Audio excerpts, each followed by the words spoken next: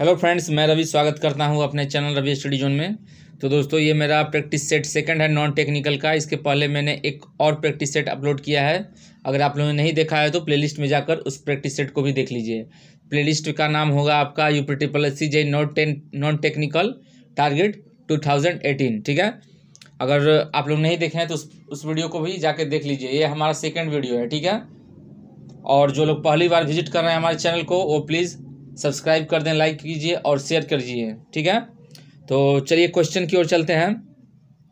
तो देखिए, पहला सवाल है हमारा, निरुत्तर होना के लिए उपयुक्त मुहावरा है। ठीक है, निरुत्तर होना के लिए उपयुक्त मुहावरा है। 4 ऑप्शन आपका दिया है। पहला ए, उत्तर नहीं देना। बी, मौन रहना। सी, जबान बंद होना। डी, उत्तर नहीं सूझना। ठीक है, तो बताइए इनमें से कौन सा होगा निरुत्तर होना।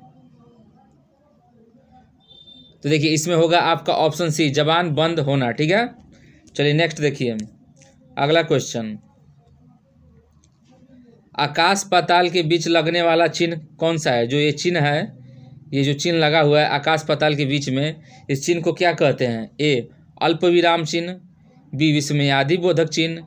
सी, योजक चिन्ह। या डी, उद्धरण चिन्ह। तो कौन सा चिन्ह होगा ये, बताइए। तो देखिए, ये है योजक चिन्ह। Option C is the right answer. योजक चिन्ह है ये। ठीक है, अगर हम बात करेंगे अल्प विराम चिन्ह की, तो ये चिन्ह होता है आपका, ये आपका चिन्ह है अल्प विराम चिन्ह। ठीक है, और विस्मयादि बोधक चिन्ह की बात करेंगे तो ये होगा आपका, ये आपका विस्मयादि बोधक चिन्ह है। ठीक है, चलिए नेक्स्ट देखिए। यह नई साड़ी है, वाक्य में नई शब्द से क्या तात्पर्य है? नई शब्द इसमें से कौन सा है? सर्वनाम है, क्रिया है, क्रिया विशेषण है, या फिर विशेषण है? क्या होगा नई शब्द? तो देखिए, इसमें होगा आपका ऑप्शन डी, विशेषण। नई, पुराना। ठीक है, या फिर छोटा, या फिर हो गया आपका काला, मोटा, ये सब हुआ सारा विशेषण के अंदर आता है। ठीक है, आगे देखिए। जिस मूल शब्द में विकार होने से क्रिया बनती है उसे क्या कहते हैं? ठीक है, बताइए, जिस मूल शब्द में विकार होने से क्रिया बनती है उसे क्या कहते हैं? ए, धातु विक्रिया। सी, मूल धातु। या डी, यौगिक धातु। क्या होगा, बताइए इसमें क्या होगा आपका?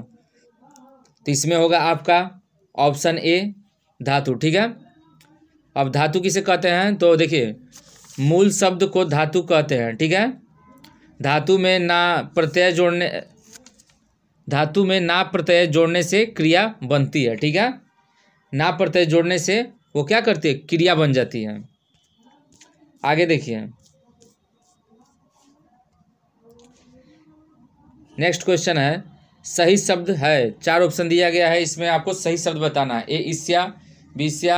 सी, ईस्या। या डी, ईस्या। 4 है ऑप्शन, आपको इनमें से सही ईस्या शब्द को चुनना है। तो कौन सा होगा इसमें, बताइए। तो इसमें होगा आपका ऑप्शन डी। ठीक है, option D is the right answer. चलिए नेक्स्ट देखिए। इनमें निम्नलिखित में कौन सा सही है? 4 ऑप्शन दिया गया है, इनमें से बताना है कौन सा सही है। ए, बी, सी, डी, 4 आप देख लीजिए और बताइए कौन सा सही होगा इसमें। वह टका सा उत्तर देता है, वह टका सा प्रश्न करता है, वह टका सा जवाब देता है। या डी, इनमें से कोई नहीं। तो इसमें सही है आपका ऑप्शन सी, वह टका सा जवाब देता है। ठीक है, option C is the right answer. आगे देखिए, नेक्स्ट क्वेश्चन। दिए गए विकल्प से तत्भव शब्द का चयन कीजिए। ठीक है, आपको 4 विकल्प दिया गया है, इसमें आपको तत्भव शब्द का चयन करना है। ए, बैंक। बी, अमीर। सी, अग्नि। और डी, मुंह।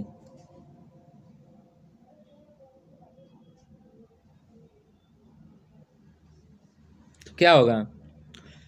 तो तत्भव शब्द है इसमें आपका ऑप्शन डी, मुंह। ठीक है, नेक्स्ट देखिए। संकीर्ण का विलोम है। 4 ऑप्शन दिया गया है, विकीर्ण, अनुदार, उत्कीर्ण, और डी उदार। ठीक है, तो बताइए क्या होगा संकीर्ण का विलोम। इसमें होगा आपका ऑप्शन डी उदार। ठीक है, और घबराइए नहीं, आपको कंप्यूटर का भी क्वेश्चन मिलेगा। ठीक है, एक क्रम से चलेंगे, थोड़ा हिंदी का इसमें ज़्यादा है, लेकिन डे बाई डे इसको कम करके मैं कंप्यूटर का भी इसमें लाऊंगा, करंट भी लाऊंगा। और करंट तो इसमें भी है फिलहाल, लेकिन रेशियो जो है इसमें अभी हिंदी का ज़्यादा हो रहा है, लेकिन बाद में इसका रेशियो कम हो जाएगा और करंट का क्वेश्चन, कंप्यूटर क्वेश्चन ज़्यादा हो जाएगा। ठीक है, चलिए नेक्स्ट देखिए।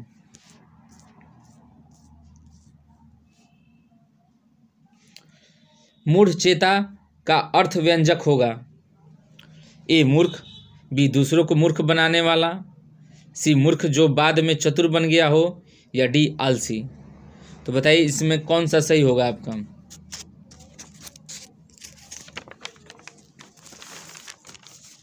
चार ऑप्शन दिए गए हैं, इनमें से बताना है आपको कौन सही होगा।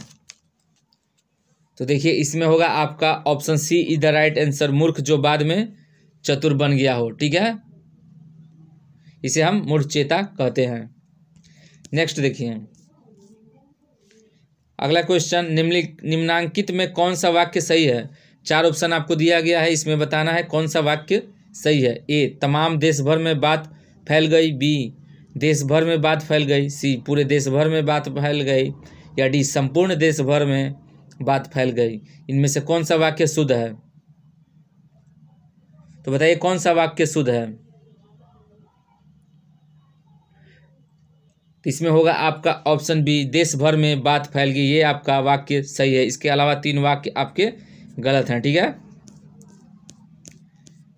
अगला क्वेश्चन, जो शब्द दो वाक्यांशों, शब्दों और वाक्यों को जोड़ने का कार्य करते हैं वो हैं। ठीक है, जो शब्द दो वाक्यांश, शब्दों और वाक्यों को जोड़ने का कार्य करते हैं वे क्या कहलाते हैं। ए क्रिया विशेषण, बी संबंध बोधक, सी समुच्चय बोधक, या डी विस्मयादि बोधक। ठीक है, तो बताइए क्या होगा इसमें। जो शब्द दो वाक्यांशों, शब्दों और वाक्यों को जोड़ने का कार्य करते हैं वे हैं, इसका होगा आपका ऑप्शन सी समुच्चय बोधक। ठीक है, चलिए नेक्स्ट देखिए।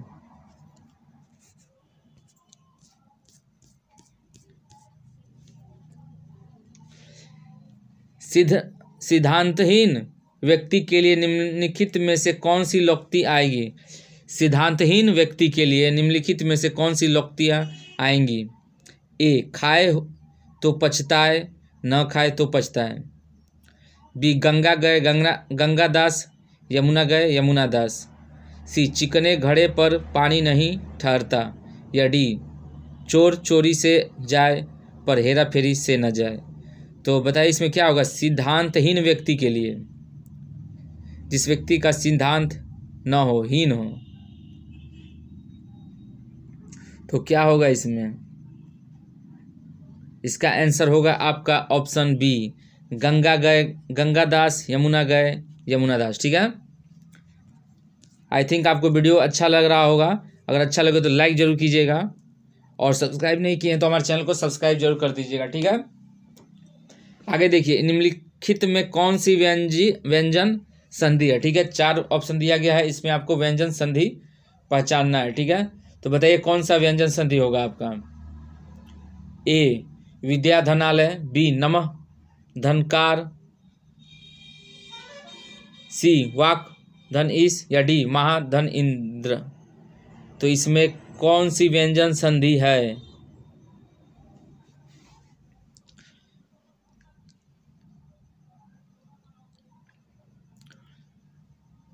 तो इसमें होगा आपका option C is the right answer, वाक धन ईश। ठीक है, ये आपका व्यंजन संधि है। ठीक है, चलिए नेक्स्ट देखिए। कौन्तेय शब्द में कौन सा प्रत्यय है। ठीक है, चार ऑप्शन दिया गया है, इसमें बताना है कौन सा प्रत्यय इसमें लगा हुआ है कौन्तेय में। ए अप्रत्ययवाचक तद्धित प्रत्यय, बी विशेषणवाचक तद्धित प्रत्यय, सी न्यूनतावाचक तद्धित प्रत्यय, या डी भाववाचक। ठीक है, तो और एक बात कहना चाहता हूँ देखिए 2016 का सिलेबस ठीक है, उसके अकॉर्डिंग तो पढ़ना है, लेकिन कोई जरूरी नहीं है कि जिस जिस टॉपिक से उठा है सिर्फ उसी टॉपिक को पढ़ेंगे। जो सिलेबस है उसके अकॉर्डिंग पढ़ना है, ना कि 2016 के पेपर के अकॉर्डिंग। क्योंकि ठीक है, मान लीजिए इस बार ये पूछा है तो कोई जरूरी नहीं है कि फिर आपको सेम टॉपिक से ही सेम क्वेश्चन वैसे ही आएगा। ठीक है, तो सामान्य हिंदी पूछा है तो आपका सामान्य हिंदी में कोई जरूरी नहीं है कि जो जो क्वेश्चन पूछा था जिस टॉपिक से फिर वही आएगा। आपका उत्तर प्रत्यय पूछ सकता है, संधि भी नहीं पूछा था लेकिन संधि फिर से पूछ सकता है। इसलिए आप एग्जैक्ट पेपर के अकॉर्डिंग ना पढ़िए, ठीक है, नहीं तो फिर बदल देगा, चेंज कर देगा, तो फिर आपको चांस भी नहीं मिलेगा दोबारा। तो बताइए इसमें कौन सा होगा।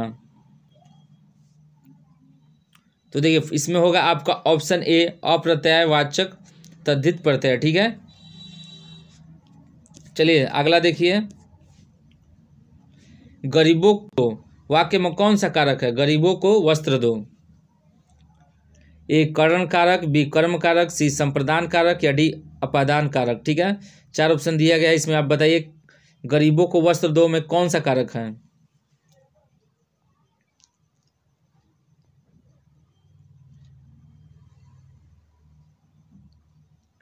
तो इसका आंसर होगा आपका कर्म कारक। ठीक है, अब देखिए जो ये टेबल है कारक वाला, जो एक बार हम सुना दे रहे हैं, सुन लीजिए। कर्ता ने कर्म को, तो इसमें को है ना, तो वही आपका कर्म कारक हो गया। ठीक है, कर्ता ने कर्म को करण से द्वारा, संप्रदान को के लिए, अपादान से, ठीक है, संबंध के का की, ठीक है, अधिकरण में पर, संबोधन हे हो अरे। ठीक है, आगे देखिए, निम्नलिखित वाक्यों में से एक एक स्थान रिक्त है, उचित विकल्प चुनकर चिन्हित करें। ठीक है, गांधी जी का अर्थशास्त्र धर्म और किस पर आधारित है।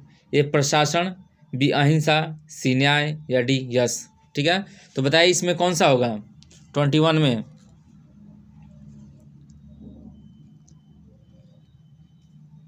बताइए क्या होगा इसमें। तो इसमें होगा आपका ऑप्शन बी अहिंसा। ठीक है, गांधी जी का अर्थशास्त्र धर्म और अहिंसा पर आधारित है। ठीक है, और वीडियो कोई जरूरी नहीं है कि एक दिन में मैं एक ही वीडियो अपलोड करूंगा, टाइम मिला तो मैं 2 वीडियो बना दूंगा, 3 वीडियो बना दूंगा। ठीक है, सो आप लोग सब्सक्राइब कर देंगे तो आपको पता भी चलेगा, अपडेट मिलता रहेगा, बार बार चैनल को विजिट नहीं करना पड़ेगा। चलिए नेक्स्ट देखिए, दृष्टि राष्ट्रीयता का आधार है। 4 ऑप्शन दिया गया है, इनमें से क्या होगा। धर्मानुसार, धर्मनिरपेक्ष, धर्मसम्मत या डी धर्म सापेक्ष। तो बताइए क्या होगा इसमें। तो इसमें होगा आपका ऑप्शन बी धर्मनिरपेक्ष। ठीक है, चलिए नेक्स्ट देखिए, लोकतंत्र राज्य जनता में राष्ट्रीय भावना किस रूप से जागृत करता है। ठीक है, लोकतंत्र राज्य जनता में राष्ट्रीय भावना किस रूप में जागृत करता है। ए अनिर्जित, बी स्वाभाविक, सी संकीर्ण या डी अस्वाभाविक। ठीक है, 4 ऑप्शन दिया गया है, इसमें बताइए कौन सा होगा। और देखिए इस बार तो लेवल कुछ ठीक है ना, पिछले बार की जैसा तो इजी क्वेश्चन है नहीं, जो लोग मेरे पिछले वीडियो को देखे हुए होंगे। लेकिन इतना भी टफ ना पढ़ लीजिए कि आपको इजी। देखिए टफ तब पढ़ा जाता है जब हमें इजी आता हो। अभी टफ पढ़ लिए और इजी या फिर मीडियम क्वेश्चन आए ही ना, और एग्ज़ाम में अगर इजी क्वेश्चन आ गया तो फिर क्या करेंगे। इसलिए इजी टू हार्ड पढ़ना है, ना कि हार्ड टू इजी। तो इसमें क्या होगा 23 नंबर। तो देखिए इसमें होगा आपका ऑप्शन बी स्वाभाविक। ठीक है, चलिए नेक्स्ट देखिए, मुहावरे अपना सामान्य अर्थ देकर क्या अर्थ प्रकट करते हैं। ठीक है, मुहावरे अपना सामान्य अर्थ देकर क्या अर्थ प्रकट करते हैं। ए विशेष, बी विपरीत, सी पर्याय या डी असामान्य। ठीक है, 4 ऑप्शन दिया गया है, चारों में से बताइए कौन सा होगा। मुहावरे अपना सामान्य अर्थ देकर क्या अर्थ प्रकट करते हैं।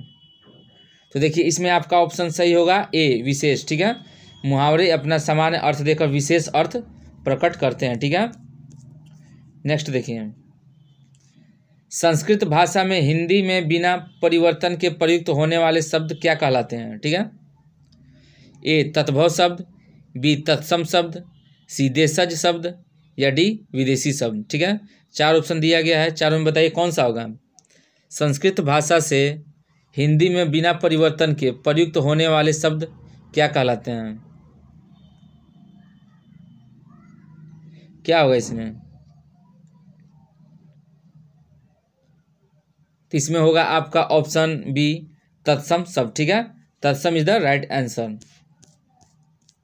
चलिए नेक्स्ट देखिए, अब इसमें बताइए क्या होगा। आचार्य का पुल्लिंग शब्द होता है, ए गुरु, बी आचार्य, सी शिक्षा या डी आर्य। ठीक है, तो बताइए क्या होगा इसमें, आचार्य का पुल्लिंग शब्द क्या होगा?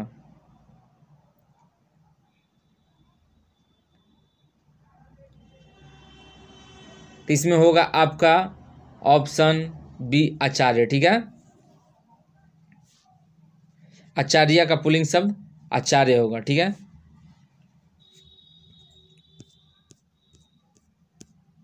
नेक्स्ट देखिए, खबरों में रहा जेजेरो क्रेटर किस अंतरिक्ष पिंड में स्थित है? ठीक है, खबरों में रहा जेजेरो क्रेटर, ये करंट का क्वेश्चन है, किस अंतरिक्ष पिंड में स्थित है?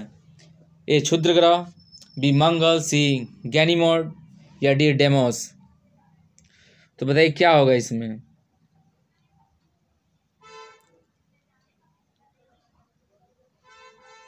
तो इसमें होगा आपका ऑप्शन बी मंगल ग्रह। ठीक है, option B is the right answer. चलिए नेक्स्ट देखिए, किस संस्थान ने scientific advisory group for the origins on novel pathogens SAGO का गठन किया? ठीक है, ए विश्व स्वास्थ्य संगठन, बी विश्व पर्यटन संगठन, सी विश्व व्यापार संगठन या डी अंतर्राष्ट्रीय श्रमिक संगठन। ठीक है, तो कौन सा होगा इसमें?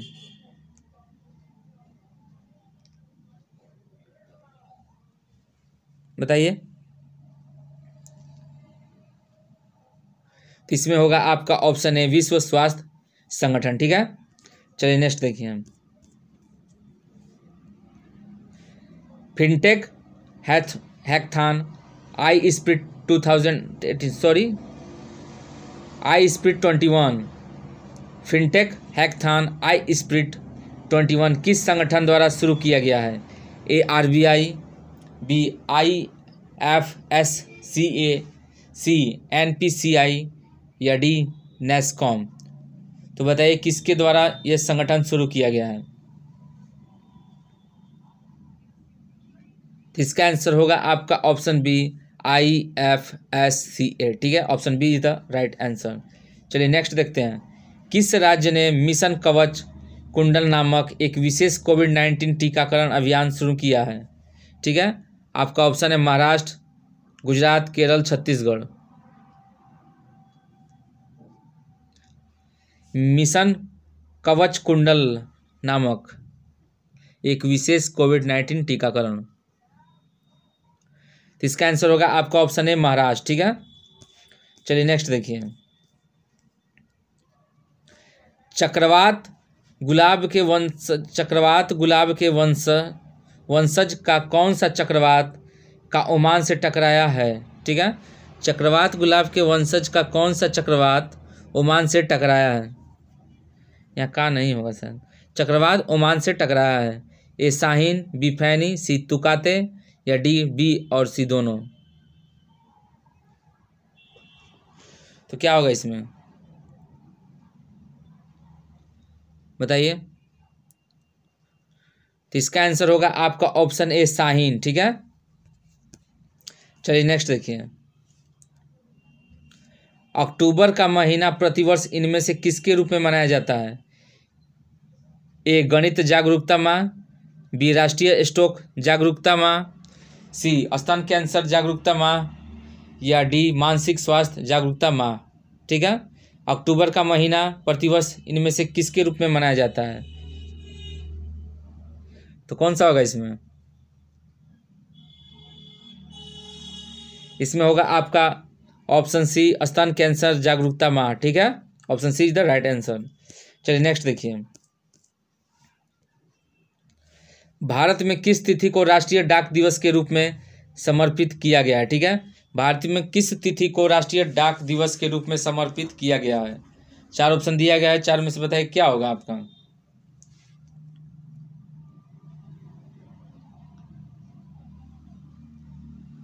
बताइए। तो इसमें होगा आपका ऑप्शन ए 10 अक्टूबर। ठीक है, 10 October is the right answer.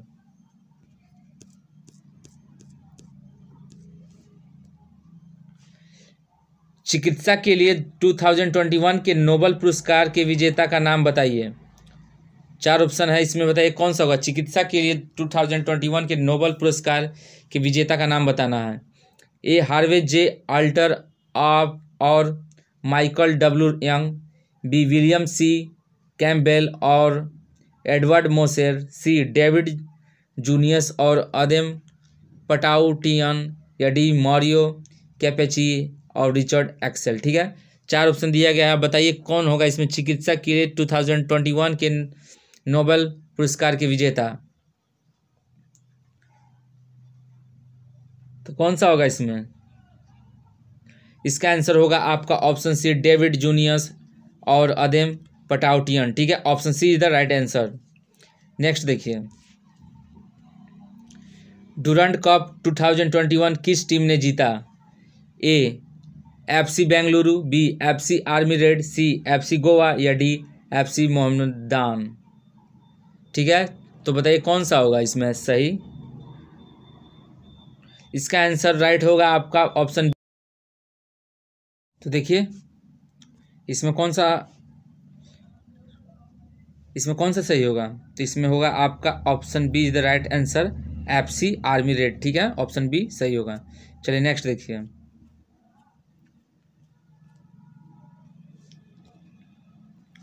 निम्नलिखित में से कौन सी नदी मध्य प्रदेश में अमरकंटक पहाड़ियों से निकलती है? ठीक है, मध्य प्रदेश के अमरकंटक पहाड़ियों से निकलने वाली नदी कौन है?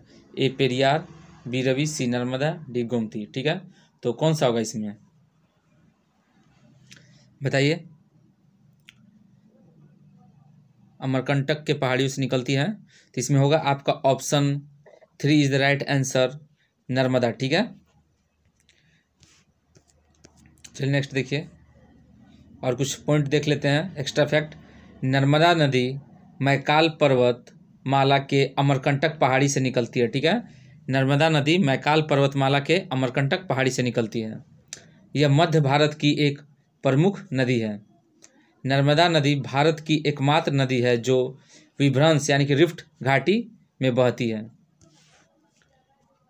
आगे, नर्मदा, ताप्ती और माही पूर्व से पश्चिम की ओर बहती है। ठीक है, पूर्व से पश्चिम की ओर बहने वाली नदी नर्मदा, ताप्ती और माही, याद रहेगा। चलिए आगे देखिए, निम्नलिखित में से कौन सा एक मीठी महक वाला पदार्थ है? ठीक है, मीठी महक वाला पदार्थ इनमें से कौन है? A ammonia, 1 ammonia, 2 methanol, 3 ester, या 4 इथेनॉल। मीठी महक वाला पदार्थ इनमें से कौन है? तो इसमें होगा आपका एस्टर। ठीक है, एस्टर आपका मीठी महक वाला पदार्थ है। चलिए कुछ एक्स्ट्रा फैक्ट देख लेते हैं। एस्टर मीठी महक वाले पदार्थ हैं। ठीक है, इसका उपयोग इत्र बनाने के लिए किया जाता है। आगे, अमोनिया में अप्रिय गंध होता है। ठीक है, मतलब कि इसका गंध बहुत ही खराब होता है, अप्रिय गंध होता है। मेथनॉल में तीखी गंध होती है, जबकि इथेनॉल की मीठी गंध होती है। चलिए नेक्स्ट देखिए, अगला सवाल है हमारा, द वाइट टाइगर उपन्यास के लेखक कौन है? ठीक है, द वाइट टाइगर उपन्यास के लेखक कौन है? 1 आर.के. नारायण, 2 अरविंद अडिगा, सी विक्रम यानी कि 3 विक्रम सेठ, 4 शशि थरूर। ठीक है, द वाइट टाइगर उपन्यास के लेखक कौन है? तो इसमें होगा आपका option second is the right answer, Aravind Adiga. ठीक है, कुछ एक्स्ट्रा फैक्ट जान जाते हैं। देखिए, अरविंद अडिगा वाइट टाइगर के लेखक हैं। उन्होंने इस पुस्तक के लिए 2008 का बुकर पुरस्कार जीता था। ठीक है, 2008 का बुकर पुरस्कार जीता। सलमान रुश्दी, अरुंधति रॉय और किरण देसाई के बाद बुकर पुरस्कार जीतने वाले वे चौथे भारतीय मूल के लेखक हैं। ठीक है, आगे देखिए।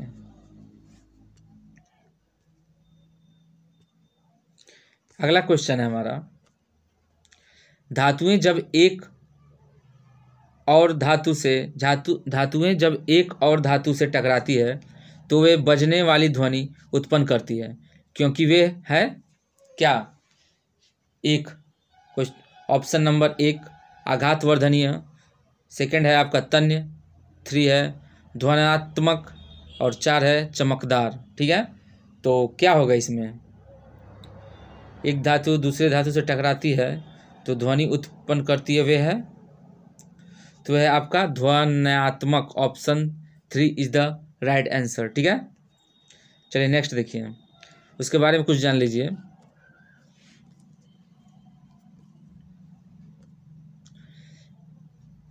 अनुनादी यानी कि सोनरस धातुओं की वह गुण है जो टकराने पर आवाज उत्पन्न करती है। धातु टकराने पर ध्वनि उत्पन्न करती है। ठीक है, ये एक्स्ट्रा फैक्ट हुआ। चलिए आगे देखिए, आगे क्या पूछ रहा अगला क्वेश्चन हमारा, आहार नाल के किस भाग में वसा का पूर्ण पाचन होता है? ठीक है, आहार नाल के किस भाग में वसा का पूर्ण पाचन होता है? ठीक है, 1 बड़ी आंत, 2 छोटी आंत, 3 पेट या 4 मुंह। ठीक है, आहार नाल किस भाग में वसा का पूर्ण पाचन होता है? 83 नंबर, इसमें कौन सा होगा? इसका सही आंसर होगा आपका सेकंड, छोटी आंत। ठीक है,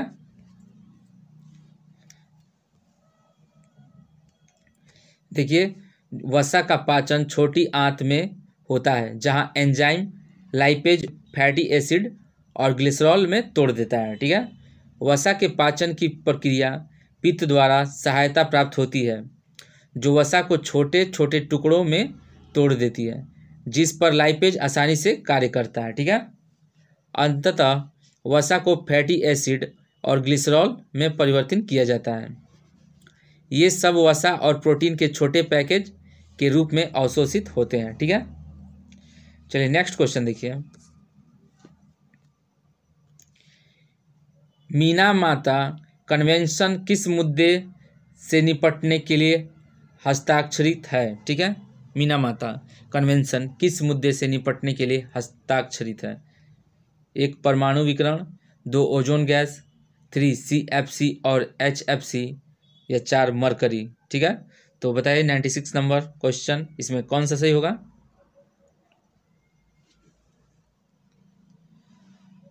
तो देखिए इसमें होगा आपका option 4 is the right answer, mercury. ठीक है,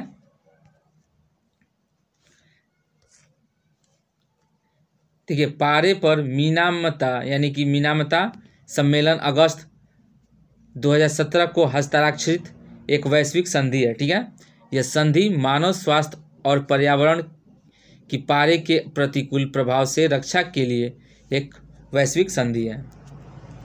चलिए नेक्स्ट देखिए, नेक्स्ट क्वेश्चन है हमारा, राष्ट्रीय युवा महोत्सव निम्नलिखित में से किस व्यक्तित्व की जयंती पर मनाया जाता है? ठीक है, राष्ट्रीय युवा महोत्सव निम्नलिखित में से किस व्यक्तित्व की जयंती पर मनाया जाता है? 4 ऑप्शन दिए गए हैं, इनमें बताइए कौन सा सही होगा। पहला मिल्खा सिंह, दूसरा चंद्रशेखर आज़ाद, थर्ड भगत सिंह या डी स्वामी विवेकानंद। ठीक है, तो कौन सा होगा इसमें सही? राष्ट्रीय युवा महोत्सव निम्नलिखित में से किस व्यक्तित्व की जयंती पर मनाया जाता है? क्या होगा? इसमें होगा आपका option 4 is the right answer, Swami Vivekananda. ठीक है, चलिए नेक्स्ट देखिए, चलिए इसके बारे में कुछ पढ़ लेते हैं। एक्स्ट्रा फैक्ट क्या है स्वामी विवेकानंद के बारे में? स्वामी विवेकानंद के जन्मदिन 12 जनवरी को राष्ट्रीय युवा दिवस के रूप में मनाया जाता है। ठीक है, 1 पॉइंट। सेकंड पॉइंट है आपका, राष्ट्रीय युवा महोत्सव स्वामी विवेकानंद की जयंती पर मनाया जाता है? वही पॉइंट है सेम। यह विभिन्न विषयों पर राज्य सरकारों के सहयोग से युवा मामले और खेल मंत्रालय द्वारा आयोजित एक कार्यक्रम है। ठीक है, चलिए नेक्स्ट देखिए। वह अनुच्छेद का एक क्वेश्चन है, भारतीय संविधान में निम्नलिखित में से कौन सा अनुच्छेद धर्म की स्वतंत्रता के अधिकार से संबंधित है? ठीक है, भारतीय संविधान में निम्नलिखित में से कौन सा अनुच्छेद धर्म की स्वतंत्रता के अधिकार से संबंधित है? ठीक है, अनुच्छेद 20, अनुच्छेद 30, अनुच्छेद 15, अनुच्छेद 25। तो बताइए इनमें कौन सा होगा? अनुच्छेद धर्म की स्वतंत्रता के अधिकार से संबंधित है।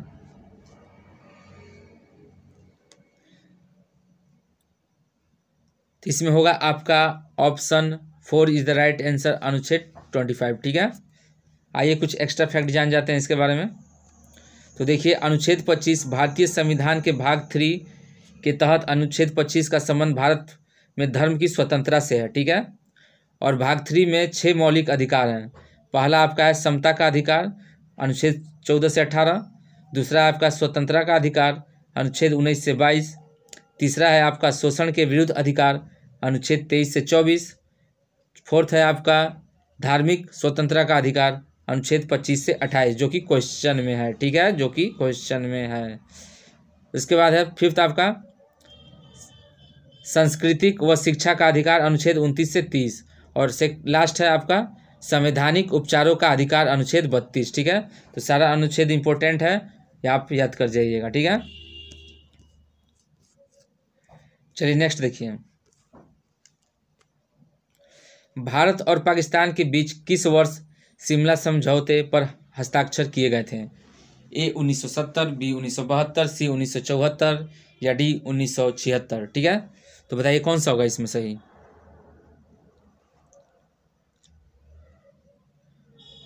इसमें आपका सही होगा आंसर बी 1972। ठीक है, भारत और पाकिस्तान के बीच वर्ष 1972 में शिमला समझौता पर हस्ताक्षर किए गए थे। ठीक है, चलिए नेक्स्ट देखिए। चेमांचेरी कुम्हीरमन नायर निम्नलिखित में से किस नृत्य रूप के उल्लेखनीय नर्तक हैं? ठीक है, ए कथकली, बी मोहिनीअट्टम, सी भारतनाट्यम या डी यक्षगान। ठीक है, तो बताइए कौन सा होगा इसमें? चेमांचेरी कुम्हीरमन नायर निम्नलिखित में से किस नृत्य रूप के उल्लेखनीय नर्तक हैं? नर्तक है मतलब कि ये नृत्य करते हैं ये। ठीक है, तो इसमें होगा आपका ऑप्शन ए कथकली। ठीक है, चलिए नेक्स्ट देखिए। चेमांचेरी कुम्हीरमन नायर का संबंध कथकली नृत्य से है। ठीक है, आगे क्या क्वेश्चन पूछ रहा है? 92 नंबर। निम्नलिखित में से किस द्वीप पर भारत का एकमात्र सक्रिय ज्वालामुखी स्थित है? ठीक है, ए साउंड द्वीप, बी बैरन द्वीप, सी स्मिथ द्वीप या डी बेले द्वीप। ठीक है, तो इसमें होगा आपका सेकंड बैरन द्वीप। ठीक है, बैरन द्वीप इज द राइट आंसर। देखिए, अंडमान सागर में स्थित बैरन द्वीप दक्षिण एशिया में एकमात्र ज्ञात सक्रिय ज्वालामुखी है। ठीक है, 1787 में पहले दर्ज किए गए विस्फोट के बाद 1789, 1795 और 1803 04 और 1852 में इसमें विस्फोट दर्ज किए गए हैं। ठीक है, चलिए आगे देखिए। यह अंडमान और निकोबार द्वीप समूह का एक हिस्सा है। ठीक है, अगला सवाल है आपका, निम्नलिखित में से किस प्रकार के जीव में ऑटोट्रॉफिक पोषण पाया जाता है? ठीक है, किस प्रकार के जीव में ऑटोट्रॉफिक पोषण पाया जाता है? पहला है ऑप्शन आपका फंगी, दूसरा वायरस, तीसरा प्रोटोजोआ, चौथा जीवाणु। ठीक है, चार ऑप्शन बताइए कौन सा होगा आपका? इसमें होगा आपका ऑप्शन 4 जीवाणु is the right answer, bacteria. ठीक है,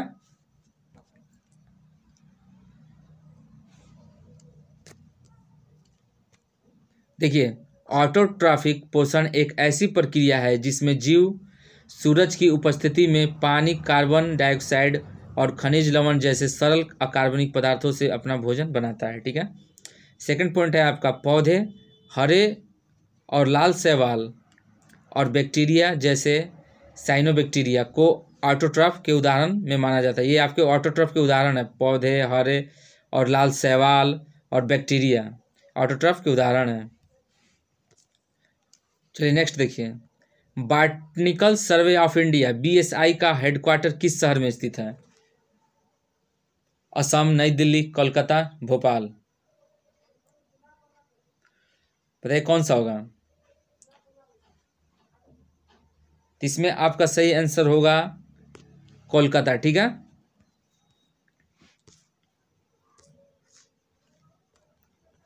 बॉटनिकल सर्वे BSI की स्थापना 13 फरवरी 1890 को हुई। ठीक है। इसका मुख्यालय कोलकाता पश्चिम बंगाल में है।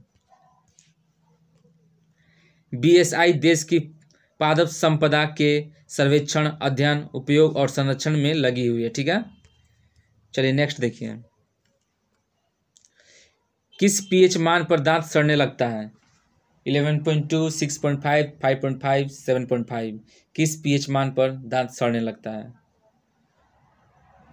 तो कौन सा होगा इसमें?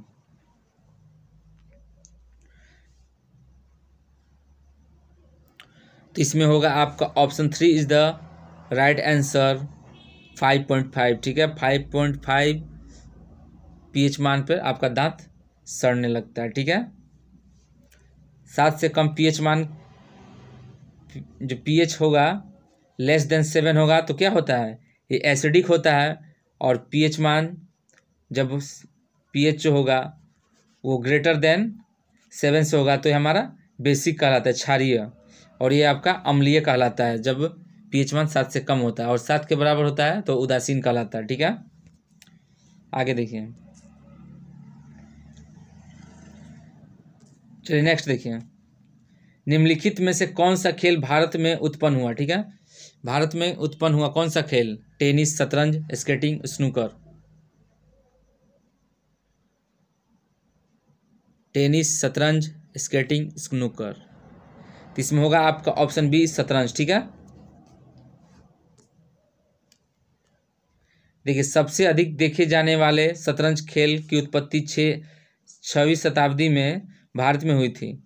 इसे चतुरंग, शाब्दिक अर्थ 4 डिवीजनों, कैवेलरी यानी कि राजा, इन्फैंट्री प्यादे, एलिफेंट्री बिशप और रथरी किश्ती के रूप में जाना जाता है। ठीक है। चलिए आगे देखिए, मस्तिष्क का कौन सा भाग मानव शरीर के आसन और संतुलन को बनाए रखता है? Cerebrum, pons, cerebellum, medulla. ठीक है। तो कौन सा मानव शरीर के मतलब कि मस्तिष्क का कौन सा भाग मानव शरीर के आसन और संतुलन को बनाए रखता है? तो इसमें होगा आपका option 3 is the right answer, cerebellum. ठीक है।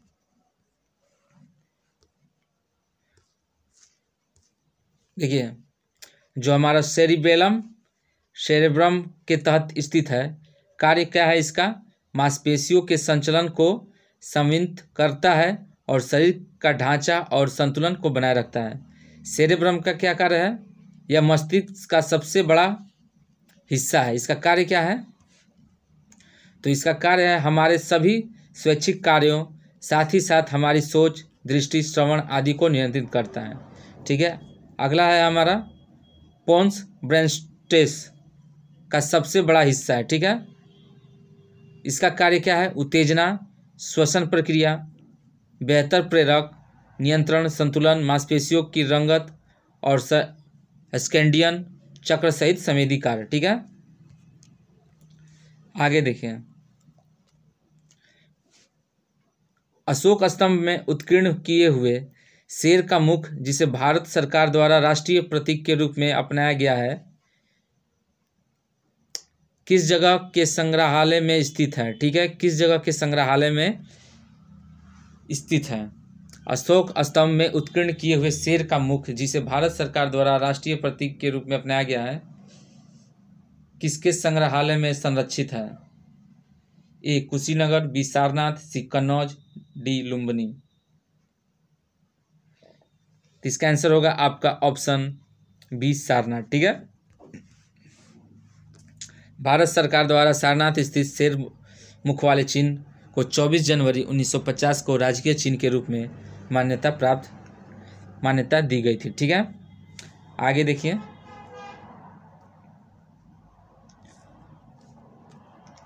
मौर्य काल का मानक सिक्का था कृष्ण, तिस्क, मासक, पर्ण, कौन सा था मौर्य काल का मानक सिक्का?